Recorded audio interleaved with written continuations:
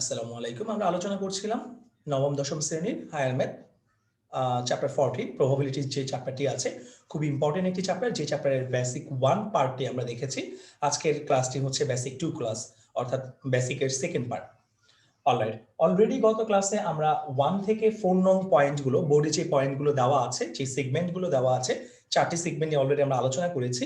আজকে আমরা 5 নং সেগমেন্টগুলো থেকে আলোচনা করতে যাচ্ছি। সো যদি 5 নং সেগমেন্টের কথা আমি বলি, দেখতেই পাচ্ছি ফেভারেবল আউটকামস। 5 নং সেগমেন্টটিতে বলা আছে ফেভারেবল আউটকামস, যেটি প্রবাবিলিটির ম্যাথগুলোর ভিতরে খুবই ইম্পর্টেন্ট একটি basic. So what is the meaning of favourable outcome? Favourable outcome বলতে একটি এক্সপেরিমেন্টে যেই ফলাফলগুলি আসতে পারে বা যেই আউটকামগুলো আসতে পারে, তাদেরকে আসলে ফেভারেবল আউটকাম বলা হয়। লাইক এখন যদি আমি আপনাকে বলি একটা কয়েন টসের কথা, একটা কয়েন টস করলে রেজাল্ট কি পেতে পারি আমি? হয় হেড, আদারওয়াইজ টেল। এই হেড এবং টেলকে একত্রিত করে, এই টোটাল জিনিসটাকে আমরা আসলে বলবো আউটকাম। হেড একটা আউটকাম, টেল একটা আউটকাম, অর্থাৎ একটা কয়েন টসে আমি দুটো আউটকাম পেতে পারি। এই দুটোই কিন্তু হচ্ছে হেড এবং টেল, এই দুটোই কিন্তু হচ্ছে আমার ফেভারেবল আউটকাম। খুব ভালো মতো বুঝতে হবে এই আউটকামটা, কারণ এটি আপনার ম্যাথমেটিক্সের ভিতরে লাগবে। এই বেসিকটা আমার ম্যাথের জন্য খুব ইম্পর্টেন্ট। কিংবা আমি আপনাকে বললাম একটা ডায়াস যদি আমরা টস করি বা একটা ডায়াসকে যদি আমরা থ্রো করি, তাহলে সেখান থেকে কি রেজাল্ট আসতে পারে? ডায়াস বলতে মূলত বাংলায় বোঝানো হয় ছক্কা। একটা ছক্কা নিক্ষেপ করলে বা একটা ছক্কাকে থ্রো করলে রেজাল্ট কি আসতে পারে?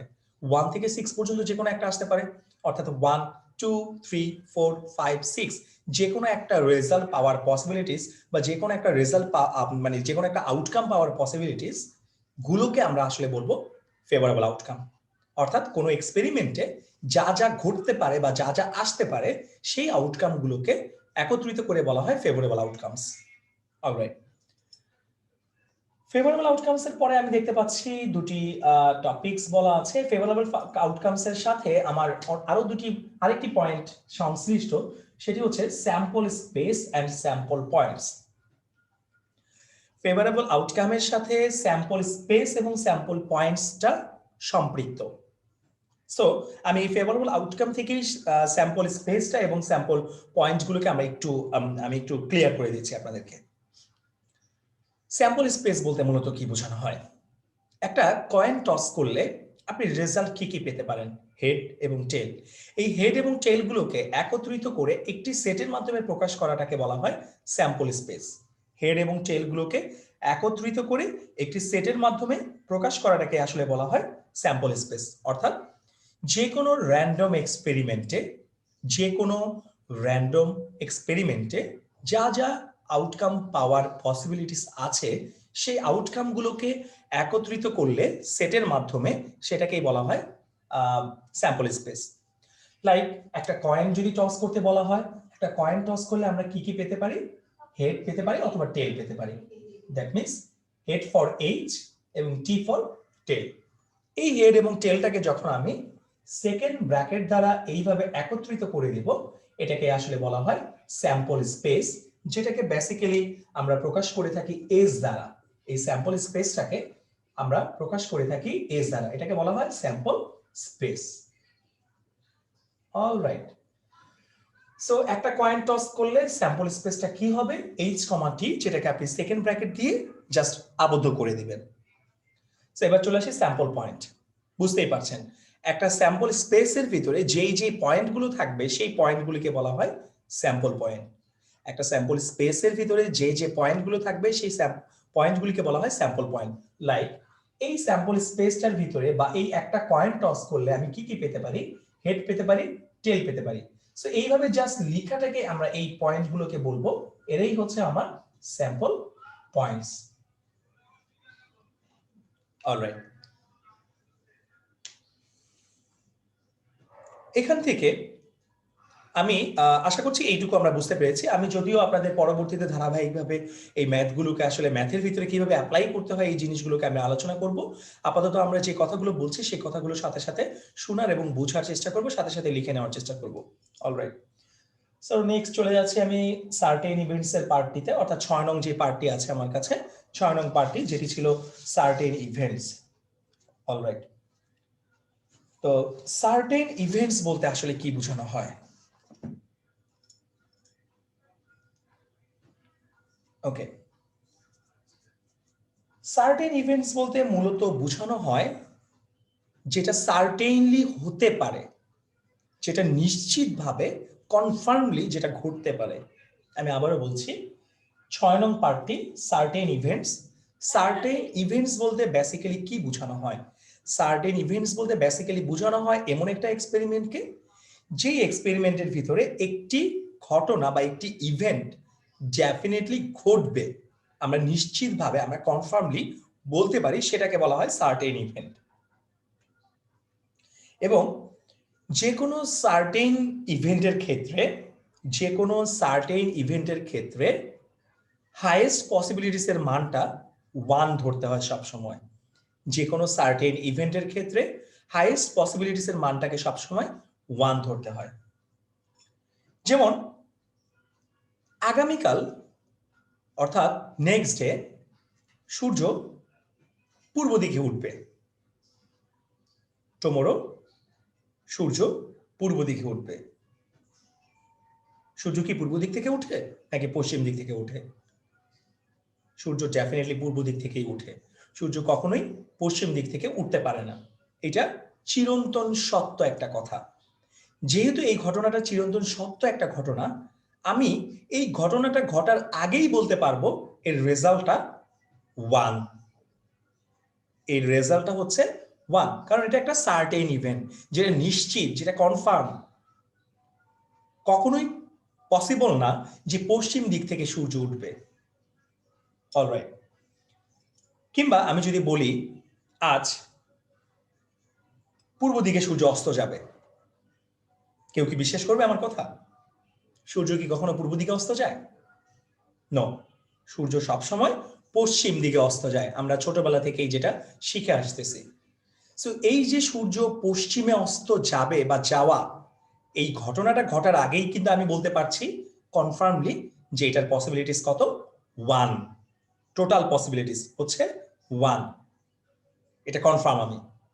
এটা কখনোই মানে এটা ঘটবে না, এটা কখনোই হতে পারে না।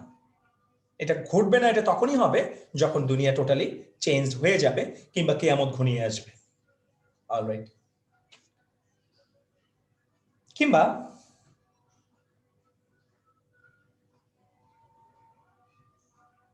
রাতের বেলায় সূর্য দেখা যাবে না।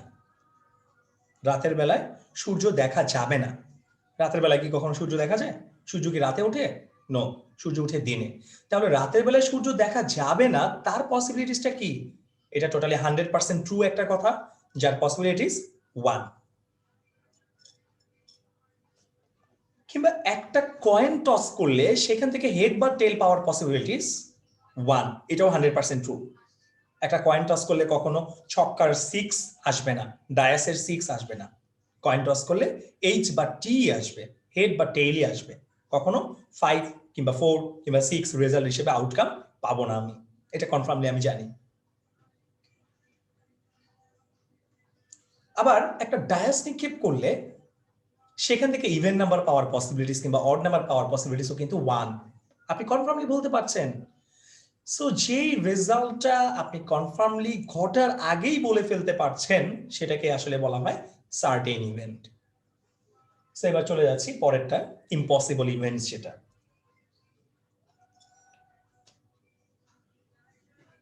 ওকে, ইম্পসিবল ইভেন্টস নামটা শুনলেই বুঝতে পারছেন যে ইভেন্টটা কখনোই ঘটতে পারে না। এতক্ষণ আমি আপনাদেরকে যে এক্সাম্পলগুলো দিচ্ছিলাম সেগুলো ছিল সার্টেন ইভেন্টস, যেগুলো ছিল চির সত্য কথা। সেই কথাগুলোকে যদি আমি রিভার্স করি, অপোজিট করি, লাইক সূর্য পশ্চিম দিক থেকে উঠবে। সূর্য পশ্চিম দিক থেকে উঠার পসিবিলিটিস কত? 0 কিন্তু, কারণ সূর্য কখনো পশ্চিম দিক থেকে উঠে না, সূর্য পূব দিক থেকে উঠে। সো সূর্য পশ্চিম দিক থেকে উঠবে, এই উঠার পসিবিলিটিসটা হচ্ছে টোটালি 0। কিংবা আমি যদি বলি রাতের বেলায় সূর্য দেখা যাবে। রাতের বেলায় সূর্য দেখা যাবে। আমি যদি বলি রাতের বেলায় সূর্য দেখা যাবে, আপনি কি বিলিভ করবেন? রাতের বেলায় কি কখনো সূর্য দেখা যায়? নো, রাতের বেলায় কখনো সূর্য দেখা যায় না। সো রাতের বেলায় সূর্য দেখা যাবে এই পসিবিলিটিসটা কি? ইটস টোটালি জিরো, কারণ এই ইভেন্টটা টোটালি ইম্পসিবল একটা ইভেন্ট, যেটা আদৌ কখনো পসিবল না, টোটালি ইম্পসিবল। অলরাইট, সো এই যে আমি যতগুলো এখানে আপনাদেরকে এক্সাম্পল দিচ্ছি, মানে যে কোনো একটা ঘটনা ঘটার পসিবিলিটিস জিরো, যে কোনো একটা ঘটনা ঘটার পসিবিলিটিস জিরো হলে সেটা কাকে, মানে কার পসিবিলিটিসকে আমরা জিরো বলি? যে ঘটনাগুলো কখনো ঘটতেই পারে না, যে ইভেন্টগুলো কখনো হতেই পারে না, সেই ইভেন্টগুলিকে আমরা বলি ইটস টোটালি ইম্পসিবল। এবং সেখান থেকে আমি যে রেজাল্টটা বা সেটার যে প্রবাবিলিটিটা সেটাকে আমরা বলবো আসলে জিরো। আর যেগুলো চিরসত্য, যেগুলোর রেজাল্ট আমি আগে থেকেই জানি, সেই রেজাল্টগুলি আমি বলবো ওয়ান। অর্থাৎ যেটা চিরসত্য, যেই ঘটনার ঘটার আগেই আমি বলে ফেলতে পারবো যে এটার রেজাল্ট কি হবে, সেটা চিরসত্য, সেটার রেজাল্ট হবে ওয়ান। যেটা হতেই পারে না সেটা রেজাল্ট হবে জিরো। অলরাইট, সো আমরা অলরেডি সার্টেন ইভেন্টস নিয়ে আলোচনা করে ফেলেছি, ইম্পসিবল ইভেন্টস নিয়ে আলোচনা করে ফেলেছি। এই সার্টেন এবং ইম্পসিবল ইভেন্টস আপনাদেরকে আমি বুঝাতে গিয়ে এখানে আরেকটি কথা আমি আপনাদেরকে এক্সপ্লেইন করে ফেলেছি, সেটি হচ্ছে 9 নং পয়েন্ট। 9 নং পয়েন্টটিতে বলা ছিল probability of an event ranges 0 to 1। যে কোনো একটা ঘটনা ঘটার পসিবিলিটিসটা 0 থেকে 1 এর মধ্যে সীমাবদ্ধ থাকে। অলরাইট,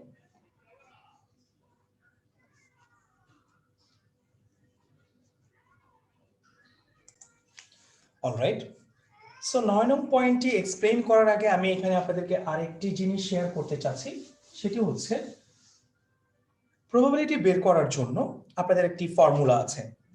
যে কোনো একটা ইভেন্ট থেকে যে কোনো প্রবাবিলিটিকে বের করার জন্য, প্রবাবিলিটির রেজাল্টটাকে বের করার জন্য একটি ফর্মুলা আছে, যে ফর্মুলাটি আমাদের না জানলেই না। প্রত্যেকটি ম্যাথের ভিতরে আসলে এই ফর্মুলার বেসিকটি আমাদের জন্য খুবই গুরুত্বপূর্ণ এবং খুবই দরকারি।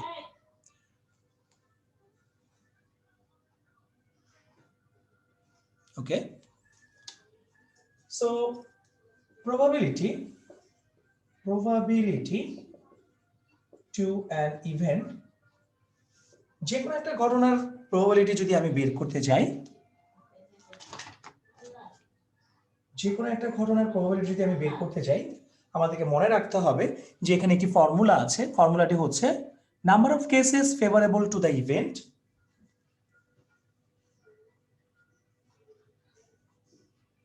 number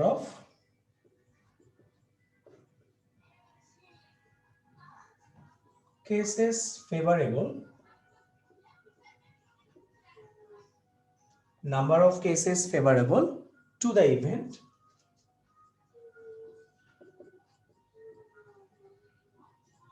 যেটাকে ডিভাইড করতে হয় total number of possible outcome দিয়ে, total number of possible outcome দিয়ে। অলরাইট, অর্থাৎ যে কোনো একটা ইভেন্টের যে কোনো একটা ঘটনা ঘটার সম্ভাবনা বা যে কোনো একটা ঘটনা ঘটার প্রবাবিলিটি যদি তুমি বের করতে যাও, সেটার ফর্মুলাটা হবে এরকম: number of cases favourable to the event, number of cases favourable to the event. এখানে কয়টা ফেভারেবল আমার নিজের ফেভারে আছে, কয়টা, যাকে ডিভাইড করতে হবে টোটাল পসিবল আউটকাম দিয়ে। আমি যদি আপনাকে একটু এক্সাম্পল দিয়ে বোঝাতে চাই, লাইক আমার কাছে একটি ব্যাগের ভিতরে হোয়াইট বল আছে 10টা, ব্ল্যাক বল আছে 20টা, রেড বল আছে 30টা। আমি আবারও বলছি, কোন একটি ব্যাগে হোয়াইট বল আছে 10টা, ব্ল্যাক বল আছে 20টা, রেড বল আছে 30টা। আমি আপনাকে বললাম সেই ব্যাগটি থেকে র্যান্ডমলি পিক করে আপনি ব্ল্যাক বল পাওয়ার পসিবিলিটিস কত। সেই ব্যাগটি থেকে র্যান্ডমলি পিক করে ব্ল্যাক বল পাওয়ার পসিবিলিটিস কত। একটু লক্ষ্য করব, ফর্মুলা আমাকে বলছে প্রবাবিলিটি বের করার জন্য নাম্বার অফ কেসেস ফেভারেবলকে টোটাল পসিবল আউটকাম দ্বারা ডিভাইড করতে হবে। আমার কাছে টোটাল বল আছে কয়টা? 10, 20 and 30 প্লাস করলে কত হচ্ছে? 60। তার মানে টোটাল পসিবল আউটকাম 60টা। টোটাল পসিবল আউটকাম হচ্ছে আমার কাছে 60টা। Okay, so number of cases, আমি আপনাকে বলেছিলাম ব্ল্যাক পাওয়ার পসিবিলিটিস।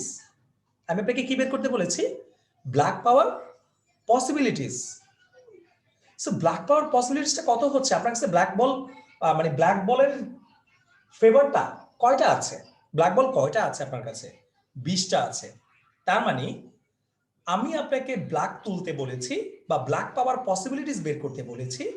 এই ব্ল্যাক বলটা আমার ফেভারে আসবে কয়টা বল? 20টা বল। তার মানে টোটাল 60টা বল থেকে 20টা বল ব্ল্যাক হতে পারে। সো এই পসিবিলিটি যদি আপনি বের করতে চান, ব্ল্যাক বল পাওয়ার পসিবিলিটিস, এটা আমরা এইভাবে করব যে possibilities of black, P of B দ্বারা বোঝানো হচ্ছে possibilities of black is equal to favourable cases হচ্ছে আমার কাছে কয়টা? 20টা। ফেভারেবল কেস হচ্ছে কয়টা? 20টা। আর টোটাল পসিবল আউটকাম কয়টা? 60টা। টোটাল পসিবল আউটকাম কয়টা? 60টা। তার মানে আমার এই ম্যাথের রেজাল্টটা হবে 20/60। এখানে 60টা বলের ভিতরে 20টা বল, 20টা বলের যে কোনো একটা আমার ব্ল্যাক হতে পারে। 60টা বলের ভিতরে 20টা বলের যে কোনো একটা আমার কি হতে পারে? ব্ল্যাক হতে পারে। দ্যাট মিনস এটাকে যদি আমি ছোট করি তাহলে আমরা পেয়ে যাব 1/3। 0 0 কাটাকাটি যায়, 3 দুগুণা 6 হয়, কিংবা 3 কুড়ি 60 হয়। সো যখন আপনি এটাকে লঘিষ্ঠ করবেন বা ছোট করবেন তখন আপনি রেজাল্ট পেয়ে যাচ্ছেন 1/3। তার মানে ব্ল্যাক বল পাওয়ার পসিবিলিটিস হচ্ছে 3/1 ব্ল্যাক বল পাওয়ার পসিবিলিটিসটা হচ্ছে আমার 3/1। This is the way to, মানে how to use this formula. This is actual way. এটাই হচ্ছে আমার অ্যাকচুয়াল ওয়ে কিভাবে আমি এই ফর্মুলাটাকে ম্যাথমেটিক্সে ব্যবহার করব। অলরাইট, আশা করছি আমাদের বুঝতে প্রবলেম হওয়ার কথা নয়। এবার চলে আসি যে টপিকসটি আমাদের বাকি ছিল সেই টপিকসটি নিয়ে। আমাদের বলা হয়েছিল probability of an event ranges 0 to 1। Suppose আপনাকে এমন একটি এক্সপেরিমেন্ট করতে দেওয়া হলো, যেই এক্সপেরিমেন্টের ভিতরে number of cases favourable to an event, যেই এক্সপেরিমেন্টের ভিতরে টোটাল পসিবল আউটকাম হচ্ছে n সংখ্যক।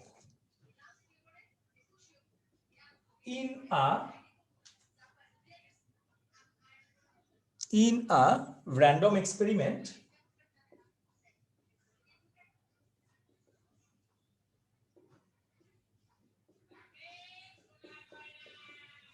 total possible outcomes n মানে হচ্ছে ওই যে 60। অর্থাৎ আপনাকে আমি যে কোনো একটা ইভেন্টের পসিবিলিটিস বের করতে বলেছি, যেখানে টোটাল ডাটা আপনাকে দেওয়া আছে n সংখ্যক ডাটা। টোটাল ডাটা দেওয়া আছে আমার কাছে n সংখ্যক, যে কোনো কিছুর ডাটা হতে পারে, সেটা বল হতে পারে, ডায়াস হতে পারে, কয়েন হতে পারে, যে কোনো কিছু হতে পারে, স্টুডেন্টস নাম্বার হতে পারে, যে কোনো কিছু হতে পারে। সো আমি টোটালটাকে, এক কথায় আমি টোটাল, আমার কাছে টোটাল ডাটা আছে কয়টি, বা আমার কাছে ইন টোটাল ইনফরমেশন আছে কয়টি? ইন টোটাল ইনফরমেশন আছে আমার কাছে n সংখ্যক। অর্থাৎ টোটাল পসিবল আউটকাম হচ্ছে আমার জন্য n সংখ্যক। অলরাইট, যেখান থেকে নাম্বার অফ কেসেস ফেভারেবল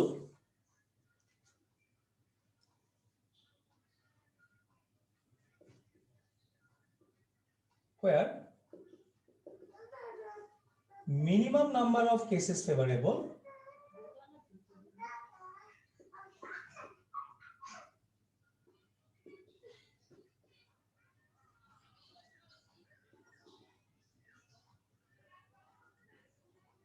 যেখান থেকে মিনিমাম নাম্বার অফ কেসেস ফেভারেবলটা হচ্ছে আমার suppose 0, minimum number of cases ফেভারেবলটা হচ্ছে আমার সাপোজ 0 অ্যান্ড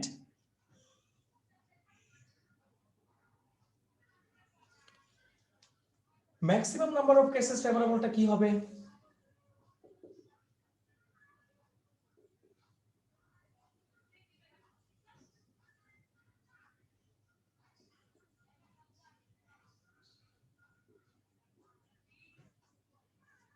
n, অর্থাৎ আমার কাছে টোটাল ডাটা আছে n সংখ্যক।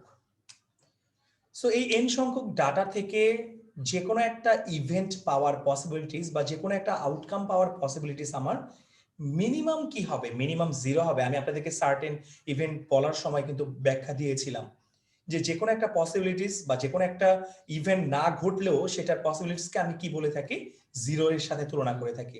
অর্থাৎ মিনিমাম মানে অ্যাট লিস্ট 0 হবে, অর্থাৎ ঘটবেই না বা হলোই না তাও আমি এটাকে কি ধরবো? মিনিমাম 0 ধরবো। অলরাইট। আর maximum number of cases favourable কি হতে পারে? টোটাল যেই কয়টা ডাটা আপনার কাছে আছে, আমার কাছে কয়টা ডাটা আছে? টোটাল n সংখ্যক ডাটা আছে। So minimum number of cases ফেভারেবলটা হচ্ছে 0 and maximum number of cases ফেভারেবলটা হচ্ছে আমার জন্য n, কারণ আমার জন্য n সংখ্যক ডাটা আছে। আমি n এর চাইতে বেশি কিন্তু রেজাল্ট বা আউটকাম পাবো না। n এর চাইতে বেশি বা n এর চাইতে বেশি আউটকাম কখনোই আমরা পাবো না। That's it. সো এটাকে আমরা এভাবে এক্সপ্লেইন করতে পারি। সো possibilities of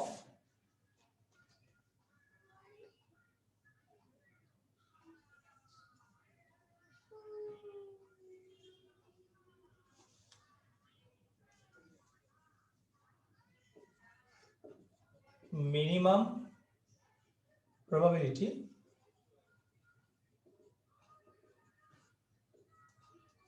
বের করার ফর্মুলা আপনি জানেন, ফেভারেবল কেসেসকে টোটাল পসিবল আউটকাম দ্বারা ডিভাইড করতে হয়। সো মিনিমামের ক্ষেত্রে আমার ফেভারেবল ছিল 0 সংখ্যক আর টোটাল পসিবল আউটকাম ছিল আমার n সংখ্যক। 0 কে n দ্বারা ডিভাইড করলে কিন্তু 0ই হয়। আর ম্যাক্সিমাম প্রবাবিলিটিকে আমরা লিখতে পারি, ম্যাক্সিমাম আপনি কতগুলা ফেভারেবল কেসেস আপনার জন্য? ম্যাক্সিমাম ফেভারেবল কেসেস হচ্ছে আমার জন্য n সংখ্যক। আর টোটাল পসিবল আউটকাম কত? n। আমি জাস্ট ফর্মুলা অনুসারে এখানে ইনপুট করে দিলাম। সো n কে n দিয়ে ডিভাইড করলে কত হচ্ছে? 1। এই যে দেখেন ম্যাক্সিমাম পসিবিলিটিস যে কোনো একটা ঘটনা ঘটার কিংবা মিনিমাম পসিবিলিটিস হচ্ছে 0 এবং ম্যাক্সিমাম হচ্ছে 1। খুবই ইম্পর্টেন্ট একটা কোশ্চেন, খুবই ইম্পর্টেন্ট একটি কোশ্চেন। সো খুব ভালো মতো আমাদেরকে একটু লক্ষ্য করতে হবে। মিনিমাম প্রবাবিলিটি ইকুয়াল টু 0/1, 0 কে n দ্বারা ভাগ করলে কিন্তু 0ই হয়। আর maximum probability is equal to n/n which is equal to 1। এই কোশ্চেনটা খুবই ইম্পর্টেন্ট একটা কোশ্চেন। অর্থাৎ prove that or show that probability of an event ranges 0 to 1। যে কোনো একটা ইভেন্টের প্রবাবিলিটি হওয়ার পসিবিলিটিস হচ্ছে 0 থেকে 1 এই রেঞ্জের ভিতরে। খুব ইম্পর্টেন্ট একটা প্রশ্ন। সো অলরেডি আমরা এই অধ্যায়ের বেসিক নলেজগুলো ভালো মতো দেখে ফেলেছি। পরবর্তী ভিডিও থেকে আমরা হয়তোবা আমাদের ম্যাথগুলো নিয়ে আলোচনা করব। অলরাইট, সবাইকে অসংখ্য ধন্যবাদ জানিয়ে আমরা আমাদের এই ক্লাসটি এখানে শেষ করছি।